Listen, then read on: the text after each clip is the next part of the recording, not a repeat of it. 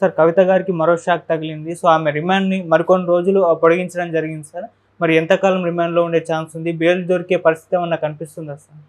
ఈరోజు ఒక పెద్ద షాక్ అని చెప్పాలి కవితకు. అదేంటంటే రిమాండ్‌ని మళ్ళీ 14 డేస్ పొడిగించారు. యాక్చువల్‌గా ఈరోజు ఆమెకు రిమాండ్ పొడిగిస్తారా లేదా అని ఒక ఉత్కంఠ అయితే ఉన్నింది. ఆహ్, ఎందుకంటే ఆల్రెడీ 14 డేస్ ఆమెకి రిమాండ్‌లో ఉంది ఆమె జైల్లో. అంతకుముందు ఒక 10 రోజులు ఈడీ కస్టడీలో ఉంది. మొత్తం 20 అంటే లాస్టు మంత్ 15థ్ ఆమె అరెస్ట్ చేశారు. 16థ్ రౌస్ అవెన్యూ కోర్టులో ప్రవేశపెట్టారు. అప్పటి నుంచి ఇప్పుడు ఆమె జైల్లోనే, అంటే కస్టడీ కమ్ జైలు లోనే ఉంది. సో ఇప్పుడు దీన్ని మళ్ళీ పొడిగించారు. నేను చాలాసార్లు చెప్తున్నాను, కవితకు ఇప్పుడిప్పుడే బెయిల్ అయితే రాదు. ఆమెకు కూడా తెలుసు కాబట్టి మధ్యంతర బెయిల్ అడిగింది. అది కూడా మధ్యంతర బెయిల్ కూడా రిజెక్ట్ చేశారు. ఇప్పుడు రెగ్యులర్ బెయిల్ మీద మళ్ళీ విచారణ మొదలవుతుంది రౌస్ అవెన్యూ కోర్టులో.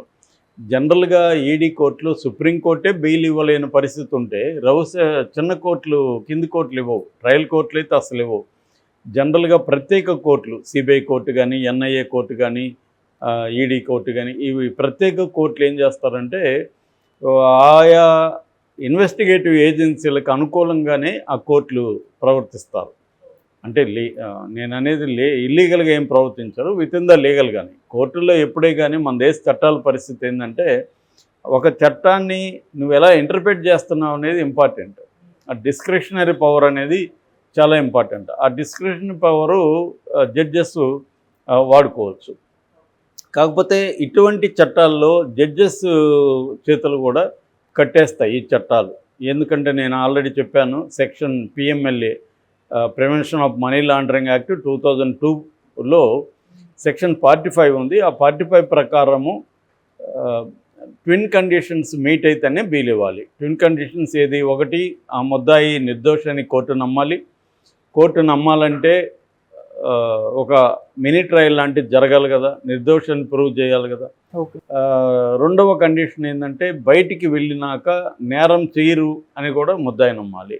సో ఈ రెండింటిని ఎలాగా, ఇది మామూలుగా బర్డన్ ఆఫ్ ప్రూఫ్ అంటారు. బర్డన్ ఆఫ్ ప్రూఫ్ అంటే, మనల్ని ఎవరైనా మన అరెస్ట్ చేసి కేసు పెడితే,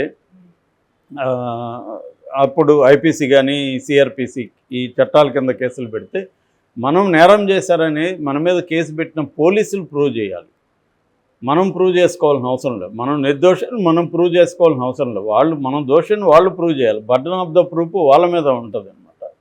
కానీ ఇటువంటి పిఎంఎల్ఏ లాంటి చట్టాలలో బర్డన్ ఆఫ్ ద ప్రూఫ్ మన మీద ఉంటుంది. మనం నిర్దోషాన్ని మనం నిరూపించుకోవాలి. సో ఇది కొంత నేచురల్ జస్టిస్కి వ్యతిరేకం. కానీ కొన్ని రకాల చట్టాలను అలా రూపొందిస్తున్నారు. సో అందుకనే కొన్ని రకాల పౌర హక్కుల సంఘాలు ఇలాంటి చట్టాలని నల్ల చట్టాలు అంటారు. అంటే నేచురల్ క్రిమినల్ జస్టిస్కి ఇది వ్యతిరేకంగా ఉంటాయి ఇలాంటి చట్టాలు. అందుకని సుప్రీంకోర్టు కూడా రకరకాల రూపాల్లో కామెంట్లు చేస్తుంది తప్ప వాళ్ళేమీ అఫ్సల్గా ఇవ్వలేరు. ఎందుకంటే చట్టము చేసేసినాక పార్లమెంటుకే చట్టం చేసే అధికారం ఉంటుంది. పార్లమెంట్ చట్టం పాస్ చేసిన తర్వాత కోర్టులైనా కూడా ఆ చట్టానికి కట్టుబడి పనిచేయాలి తప్ప, కోర్టులు అంటే కొన్ని విషయాల్లో సెంటర్కి అప్పీల్ చేయొచ్చు కోర్టులు, మళ్ళీ ఒకసారి పరిశీలించండి ఈ సెక్షన్ ఇదని. కానీ ఏ చట్టమైనా రాజ్యాంగానికి విరుద్ధంగా ఉండకూడదు. రాజ్యాంగానికి విరుద్ధంగా ఉంటే అప్పుడు కోర్టులకు కూడా ఇన్వాల్వ్ అవ్వడానికి స్కోప్ ఉంటుంది. అందుకని కోర్టులు చాలాసార్లు ఏం చేస్తుంటారంటే, ఇది రాజ్యాంగ విరుద్ధము, ప్రాథమిక హక్కులకు భంగం కలుగుతుంది, ఇలాంటివి ఇంటర్ప్రిట్ చేసే అవకాశం కోర్టులకు ఉంటుంది. సో అదర్వైజ్ రాజ్యాంగానికి లోబడి ఉన్న చట్టాల విషయంలో కోర్టులు ఆ చట్టాలని అధిగమించి పనిచేయలేవు అన్నమాట. సో ఆ రకంగా తీసుకున్నప్పుడు ఈ పిఎంఎల్ఏలో ఈ 2 కండిషన్లు ఏవైతే ఉన్నాయో, సో దీనివల్ల కవితకి బెయిల్ వచ్చే అవకాశం లేదు. ఆల్రెడీ ఇప్పుడు మనం చూస్తున్నాం, మనీష్ సిసోడియా 1 ఇయర్గా ఇదే కేసులో జైల్లో ఉన్నాడు. ఆయనకి బెయిల్ రాలేదు. సో నిజానికి ఆయనకంటే కూడా ఈ కవిత ఎక్కువ ఇన్వాల్వ్మెంట్ కవితది ఉంది. ఎందుకంటే ఇది కింగ్ పిన్ కవితే. ఈ అసలు కుంభకోణ రూపకర్తే, ఈ స్కామ్ రూపొందించిందే కవిత మనుషులు అనేది చెప్తున్నారు. కాబట్టి కవిత మీద గట్టిగానే ఉంటుంది. సో కోర్టు బెయిల్ ఇవ్వాలనుకున్నా కూడా పర్సనల్గా ఇచ్చే ఇది ఉండదన్నమాట ఈ చట్టంలో. ఎందుకంటే గట్టిగా ఈడీ కానీ వ్యతిరేకించి గట్టి సాక్ష్యాధారాలు కోర్టు ముందు పెట్టింది. నేను ఆల్రెడీ చెప్పాను, భానుప్రియ మీనా ఆమె స్వయంగా కోర్టుకు వచ్చి తను కొంత డాక్యుమెంటల్ ఎవిడెన్స్ని కోర్టు ముందు ప్రవేశపెట్టింది. ఆమె ప్రవేశపెట్టి ఈమె గతంలో అప్రూవర్గా మారిన తను బెదిరించింది. తర్వాత ఒక 4 ఫోన్లు మొత్తం డేటా డిలీట్ చేసేసారు. సో ఈమె కోఆపరేట్ చేయట్లేదు, మేము అడిగిన డాక్యుమెంట్స్ ఇవ్వలేదు. సో ఇలాగా అంటే వాళ్ళ ఆస్తులు దీంట్లో వచ్చిన ఆమె కవితకు వచ్చిన డబ్బులు ఎక్కడెక్కడ పెట్టారు, వాళ్ళ ఆస్తులకు సంబంధించిన డాక్యుమెంట్స్ ఇవన్నీ అడిగాము, అవన్నీ ఇవ్వలేదు కవిత. అందువల్ల ఈమె బయటికి వెళ్తే సాక్షుల్ని బెదిరించే అవకాశం ఉంది, ప్రభావితం చేసే అవకాశం ఉంది.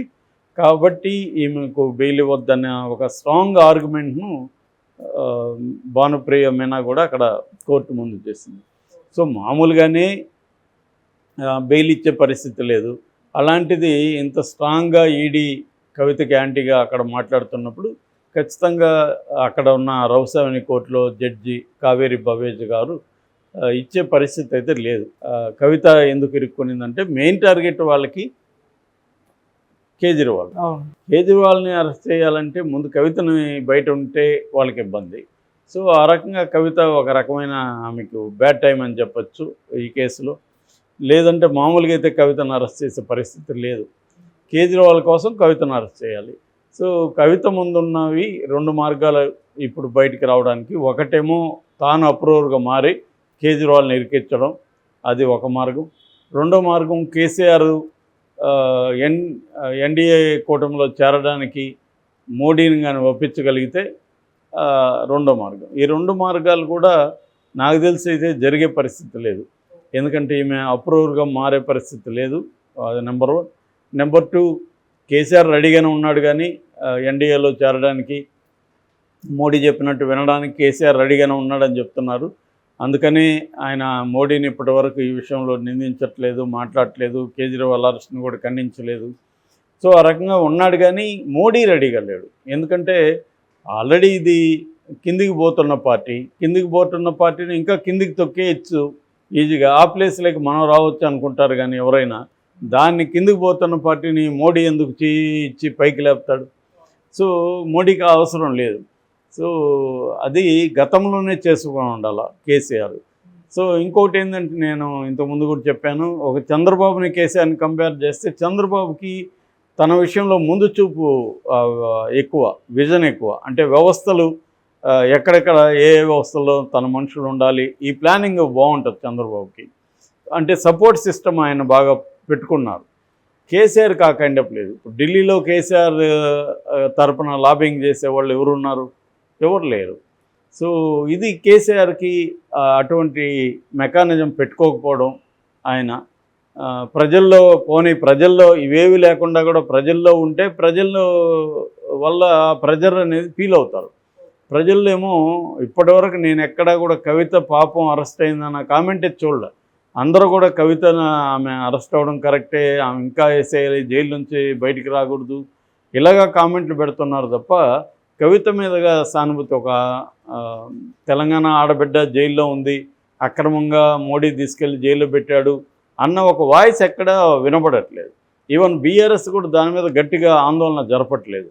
మేబీ నేను అనుకోవడం, మోడీకి యాంటీగా గట్టిగా మనం చేస్తే ఆ సాగు చూపించి మోడీ మనల్ని దగ్గరికి రానిడేమో, లేదంటే మాత్రం మనం ఏమన్నా రేపు మోడీ కలవగలిగే పరిస్థితి ఉంటుంది అన్న ఒక ఇది ఉన్నట్టుగా కనబడుతుంది. అందుకని బీజేపీకి స్ట్రాంగ్గా యాంటీగా కేసీఆర్ ఎక్కడ మాట్లాడట్లేదు.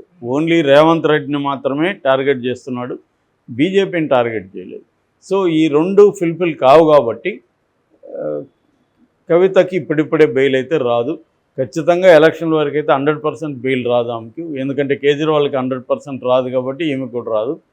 సో ఎలక్షన్ల తర్వాత ఏమన్నా సమీకరణాలు మార్పు వస్తే అప్పుడు బెయిల్ వచ్చే అవకాశం ఉంది. అంతవరకు అయితే ఈ రిమాండ్లు పొడిగిస్తూనే ఉంటారు.